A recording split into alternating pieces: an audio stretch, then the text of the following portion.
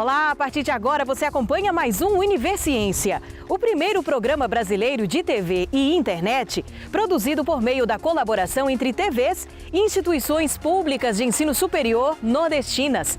Vamos conhecer hoje algumas das pesquisas científicas produzidas por essas entidades. Pesquisa da Universidade Estadual do Sudoeste da Bahia evidencia por que o Brasil demorou 50 anos para condenar crimes da ditadura. Estudo da Universidade Federal de Sergipe comprova a eficiência da cirurgia bariátrica no controle de doenças associadas à obesidade. Na Universidade Federal do Ceará, cientistas estão empenhados nos estudos para a recuperação de manguezais.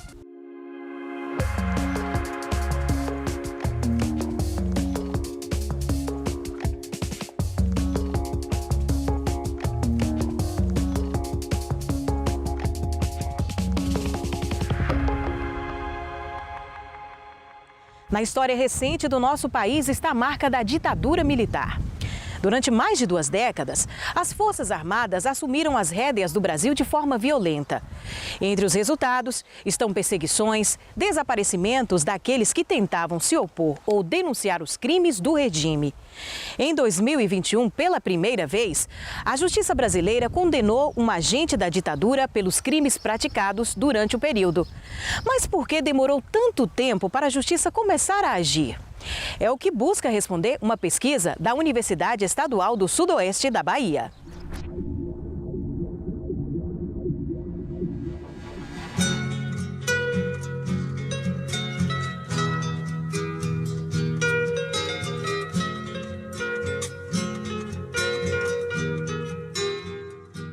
Eu fui militante do movimento estudantil do Levante Popular da Juventude.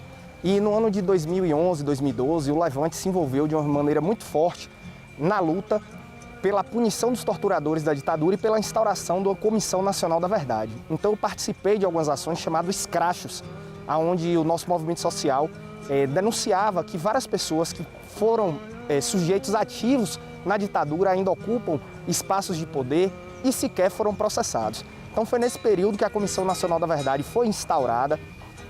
E ali, na graduação, eu comecei a minha pesquisa e o meu interesse sobre esse tema. O resultado final, o relatório da Comissão Nacional da Verdade, ele foi entrelaçado a todo instante por disputas políticas. Então nós temos no Brasil ainda as Forças Armadas que não reconheceram que houve golpe no Brasil, não reconhecem que houve tortura. Nós vimos agora, recente, os exemplos da discussão em torno do Enem. Já temos visto, inclusive, uma tentativa de revisionismo histórico, como se não tivéssemos tido uma ditadura, mas sim uma revolução. Então, nós fomos estudar justamente essas disputas e essas que nós chamamos de batalhas de memórias. Então, de um lado, nós tivemos ali o grupo dos militares e daqueles que apoiaram a ditadura. Então, esse é um grupo que nós identificamos e que alguns pesquisadores vão dizer que eles têm, inclusive, uma chamada memória ressentida. Por outro lado, nós tínhamos pessoas que são familiares e pessoas que foram vítimas e familiares de vítimas da ditadura. Então, essas pessoas que, inclusive, foram que lutaram por memória, verdade e justiça, ingressaram na justiça, nos tribunais internacionais. E essas pessoas, então, elas têm um outro espaço nesse campo de memória. E, por um outro lado, nós percebemos que essa Comissão Nacional da Verdade ela foi instaurada em um período onde várias dessas pessoas que inclusive lutaram na ditadura fazem parte do governo, mas que há uma diferença entre essa memória dos familiares e vítimas que permaneceram enquanto sociedade civil e aqueles que foram para o governo. Então nós percebemos que em decorrência das disputas dentro do governo, o Partido dos Trabalhadores, o PCdoB, o PSB estavam no governo, tendo que compor com os militares. Então nós percebemos que ali havia um terceiro grande agrupamento de memórias que nós vamos chamar de memórias enquadradas, que inclusive algumas das questões que digamos que sejam feias, questões que em regra nós não vamos ver sendo colocada, como por exemplo, de fato houve a luta armada, de fato pessoas foram mortas por pessoas da oposição à ditadura, sim, porque essas pessoas estavam lutando uma guerra contra a ditadura. Mas, por exemplo, esses espaços eles não aparecem nessa chamada memória enquadrada. Então nós fomos identificar esses 3 grandes eixos e ver como isso foi se refletir no relatório final da Comissão Nacional da Verdade. Vem, vamos embora, sabe faz a hora, não espera acontecer. Nós optamos por estudar a Comissão Nacional da Verdade, tendo como base fundamental o relatório final, que é um documento muito extenso, mas para além disso nós fomos pesquisar documentos extraoficiais, nós fomos analisar, por exemplo, as movimentações da sociedade civil nos chamados comitês de memória, verdade e justiça, nos movimentos sociais, vimos também as movimentações dos militares, essencialmente através do Clube Militar, que é uma organização que não é uma organização de classe, mas que representa principalmente esses generais e militares da reserva. Então, entendo que a importância da nossa pesquisa, que foi orientada pelo professor Dr. José Dias, é uma pesquisa que vem trazer principalmente para as novas gerações conhecer de fato o que aconteceu e entender que mesmo essa questão da história e da memória, ela não se dá dissociada da política. São enfrentamentos, são conflitos que nós temos. E se a história é escrita de uma forma, é porque algum setor da sociedade teve mais força para que essa história fosse escrita dessa forma. Então, é um esforço também de nos somarmos na luta por memória, verdade e justiça. O Brasil, que foi o país que mais demorou de instaurar a sua Comissão Nacional da Verdade e que não puniu os torturadores da ditadura até hoje. E aqui nós temos um monumento muito importante, que esse símbolo vazado, sem o corpo da pessoa, é justamente das pessoas que foram mortas e os seus corpos foram desaparecidos e muitos desses sequer apareceram até hoje. Então aqui a gente convida vocês para vir na Praça Tancredo Neves, no centro de Vitória da Conquista, e conhecer o nome dos baianos e baianas que tombaram na luta contra a ditadura.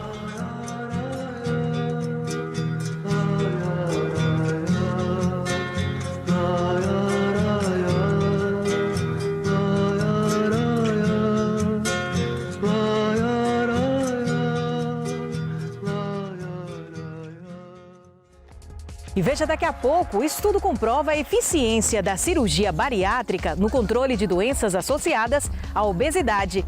Univerciência volta já já.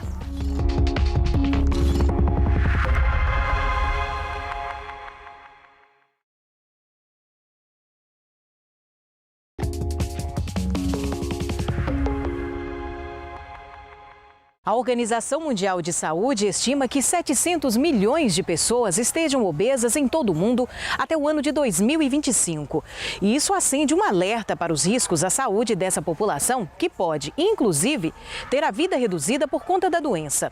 A mudança de estilo de vida por meio de hábitos alimentares, prática de atividades físicas e redução do consumo de bebidas alcoólicas é o primeiro passo para o controle da obesidade.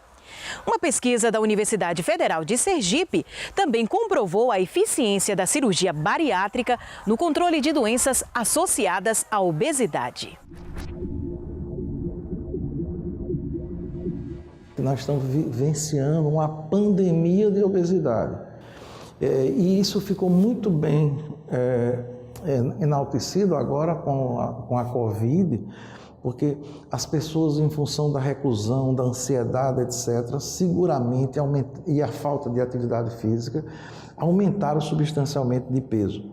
Bem, e a obesidade, ela traz com ela doenças importantes, como a diabetes, como a própria hipertensão arterial e a dislipidemia. No que diz respeito ao tratamento da obesidade, lógico, sempre a tendência de mudança de estilo de vida, né, no sentido de uma dieta mais adequada, atividade física regular para reduzir peso, é sempre a primeira conduta.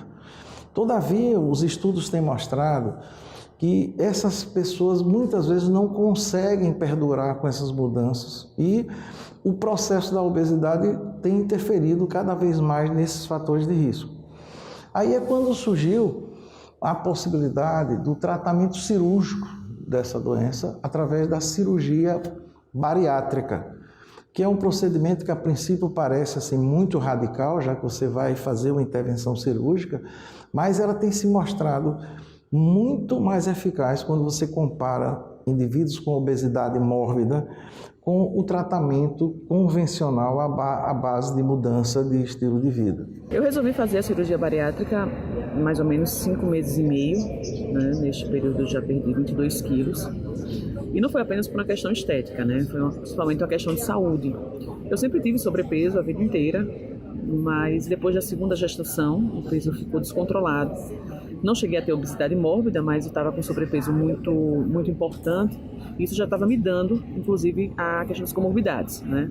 Já estava hipertensa, já estava com resistência à insulina, pré-diabética, dores no corpo, gordura no fígado, colesterol e triglicérides muito altos. Nós temos desenvolvido um conjunto de linha de pesquisa exatamente para abordar esses temas importantes. Nós idealizamos um projeto que consiste exatamente de observar qual o efeito aqui nos pacientes do SUS, a longo prazo da cirurgia bariátrica, comparado exatamente com pessoas que não sofreram esse procedimento. Segundo os resultados obtidos na minha tese, dos 38 pacientes que tinham obesidade, diabetes e que foram submetidos à cirurgia bariátrica, desses 38, 22 tiveram remissão da diabetes ao longo dos 5 anos.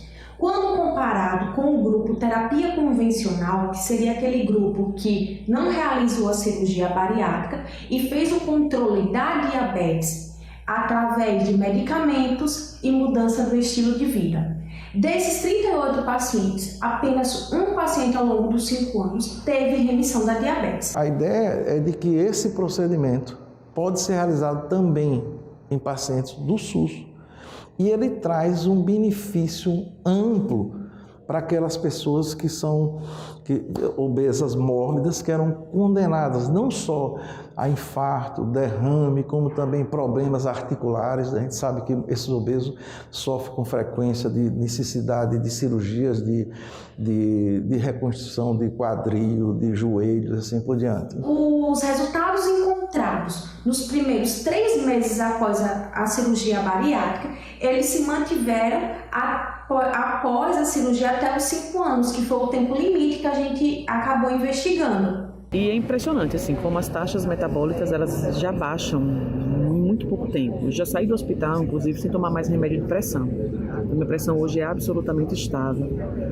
A resistência à insulina, insulina que acho que no máximo é 24, a minha estava 23. E o último exame que eu fiz, o mês passado, estava 9. Então, assim, as taxas baixaram completamente, colesterol, triglicérides, enfim. A cirurgia bariátrica é um começo de um tratamento, não é o final. Porque a gente sabe, você deve conhecer histórias de pessoas que readquiriram o peso depois de um certo tempo. Então, ele vai ter que, paralelamente ao procedimento cirúrgico, vai sempre ficar acompanhado por uma equipe multidisciplinar que envolve nutricionista, às vezes envolve psicólogo e eventualmente cardiologista ou outros profissionais, a depender da comorbidade que o paciente apresentar. Isso deve ser continuado a vida dele, né?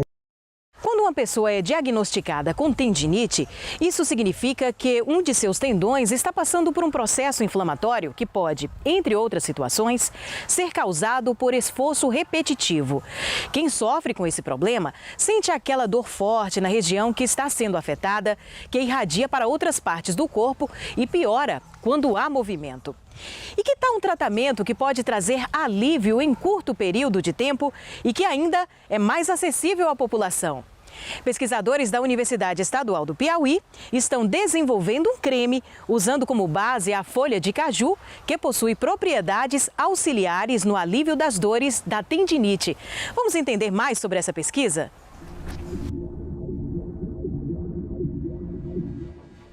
Nosso projeto começou no segundo semestre de 2020 e ele teve como objetivo desenvolver um creme que tivesse eficácia no tratamento, né, de tendinite, que é uma lesão do tendão, e que fosse de fácil acesso à comunidade. Então, Bem, a tendinite ela vai ser uma inflamação nos tendões, que é uma estrutura que liga músculos e ossos.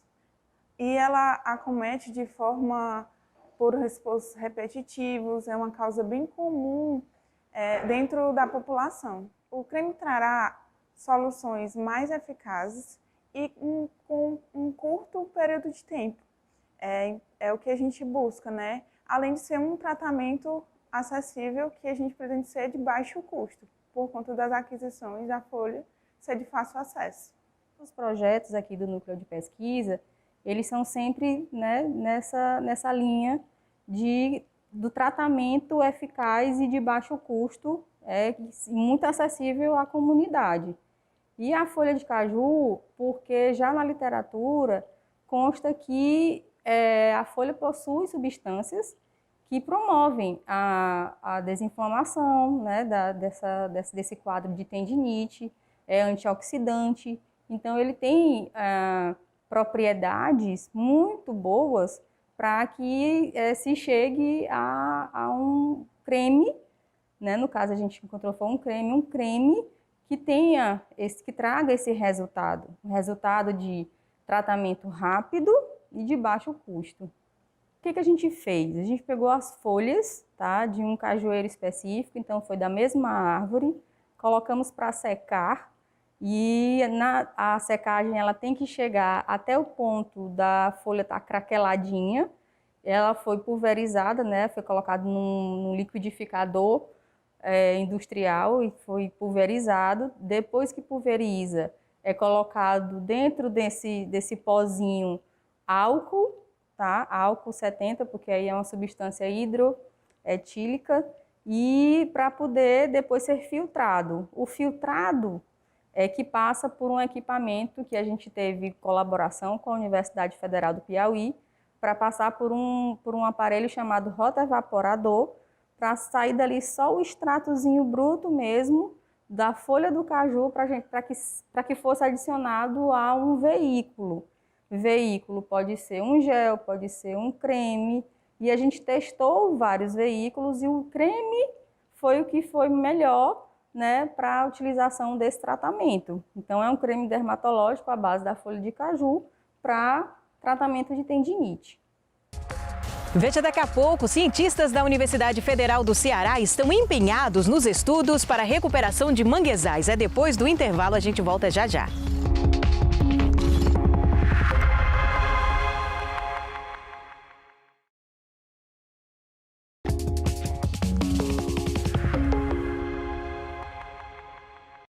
O manguezal é um ecossistema de extrema importância ecológica, social e econômica. Mas os impactos do desmatamento, da degradação e da contaminação por produtos químicos têm comprometido a existência desses ecossistemas, situação que preocupa os cientistas. E você vai conferir agora o trabalho de pesquisadores do Instituto de Ciências do Mar, da Universidade Federal do Ceará. Eles desenvolvem diferentes estudos para entender como se dá o processo de recuperação de áreas de manguezais. O passeio pela CE 025, no litoral leste do Ceará, é repleto de belas paisagens, mar, dunas, rio. Mas a região também enfrenta desafios ambientais, e um deles está no manguezal do estuário do rio Pacoti. É lá que a UFC desenvolve estudos para recuperar esse tipo de ecossistema. Quando você vai fazer um programa de recuperação, você precisa fazer o que a gente chama de ecologia forense. O que é isso? É descobrir como essa área era antes, o que causou a degradação. Nós começamos a fazer levantamentos históricos e descobrimos que a área era uma salina, que tinha funcionado do final dos anos 60, 50 até o começo dos anos 80. No lugar onde havia sido instalada a salina, a existência de um dique, uma espécie de parede, impediu durante décadas a recuperação natural da área. A estrutura barrava a entrada da água do rio no local, o que deixou a salinidade do solo muito alta. Esse solo com muito sal dificulta o crescimento de plantas. Então, para que haja o crescimento de plantas, para que esse lugar ele possa ter de volta uma restauração do ambiente, tem que recuperar uma hidrologia, tem que fazer a água entrar para essa salinidade diminuir. E aí a salinidade diminuindo, as plantas voltam a crescer. Planejamos recompor a hidrologia da área, ou seja, fazer com que a água das marés voltasse a essa área, né, com mais frequência, maior alcance. Fizemos canais para permitir a água do rio Pacoti entrar. Você abre esses canais, fura essas barreiras, permite que a água volte E a água, então, ao voltar, ela começa a lavar aquela região e, obviamente, ela vai levar embora o que tiver de contaminante ou o que tiver de excesso de sal. Em 2017, ao mesmo tempo em que os canais estavam sendo abertos nos diques, vegetações típicas de manguezais foram plantadas. Os pesquisadores queriam saber se as plantas iriam se estabelecer e crescer. Mas antes dos manguezais se consolidarem, uma outra espécie chegou, as herbáceas, também conhecidas como plantas pioneiras. São chamadas de pioneiras porque elas são as primeiras espécies que se estabelecem em um ambiente. Elas também são chamadas de espécies enfermeiras porque elas é como se cuidassem do ambiente para outras plantas conseguirem se estabelecer. As plantas herbáceas têm um papel importante na colonização de novas áreas pelo mangue. Elas ajudam a aprender, digamos assim, a aprender o propágulo, né, que é a semente do mangue, que a gente chama de propágulo, e fazer com que aquela semente se fixe ali e que cresça ali naquela região onde existem herbáceas. A gente contou o número de plantas que estavam se fixando, que estavam colonizando, e a gente também mediu, monitorou o crescimento delas, né? De mês em mês a gente fazia campanhas ao mangue para acompanhar o crescimento daquelas plantas, e a gente viu que mais plantas chegaram em locais que haviam essas herbáceas, né? Essas espécies de herbáceas. Então, mais plantas chegaram ali e elas tiveram um crescimento considerável, né? Comparando a áreas que não tinham essas herbáceas. Depois de 4 anos, os pesquisadores sabem que ainda há um longo caminho pela frente. Isso porque os estudos mostram que a recuperação de manguezais é um trabalho de longo prazo. Mas, até agora, as respostas têm sido muito positivas. Desde que a gente abriu o canal e plantou, os caranguejos começaram a aumentar. E junto com o aumento dos caranguejos, o mangue começou a crescer. A gente percebe que ali não está só se recuperando só as plantas, né? A gente percebe que todo o ambiente está voltando. A gente vê já animaizinhos, a gente já vê a questão de caranguejo, questão de molusco em si nas plantas. Enfim, a gente vai percebendo essa sucessão ecológica não só entre as plantas, no ecossistema em si, a partir da recuperação.